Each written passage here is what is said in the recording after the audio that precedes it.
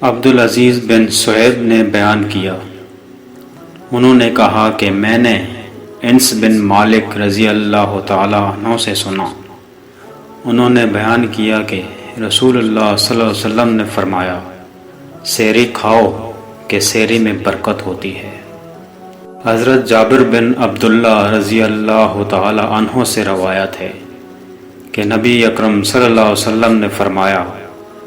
جب کوئی آدمی تم سے کوئی بات بیان کرے پھر اسے راز میں رکھنے کے لیے دائیں بائیں مڑ کر دیکھے تو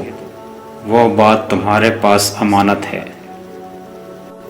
حضرت ابو قتادہ رضی اللہ تعالی عنہ کہتے ہیں کہ رسول اللہ صلی اللہ علیہ وسلم نے فرمایا، سچا خواب اللہ کی طرف سے ہے اور برا خواب شیطان کی طرف سے۔ پس اگر تم میں سے کوئی ناپسندیدہ خواب دیکھے تو اپنی بائیں جانب 3 بار تھوکے اور شیطان مردود سے 3 بار اللہ کی پناہ مانگے، اور جس پہلو پر تھا اسے بدل لے۔ نبی کریم صلی اللہ علیہ وسلم نے ارشاد فرمایا، عقل مند وہ ہے جو اپنے نفس کو جان لے اور موت کے بعد کی ہمیشہ کی زندگی کے لیے نیک عمل کرے، اور بے وقوف وہ ہے جو اپنی نفسانی خواہشات پر چلے اور نیک عمل کیے بغیر اللہ تعالیٰ پر مغفرت کی تمنا قائم کرے۔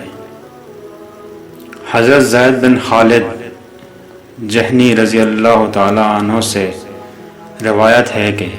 رسول کریم صلی اللہ علیہ وسلم نے ارشاد فرمایا، جس نے روزہ دار کا روزہ افطار کروایا اسے ان روزہ داروں کے برابر ثواب ملے گا، لیکن ان روزہ داروں کے ثواب میں کچھ کمی نہیں ہوگی۔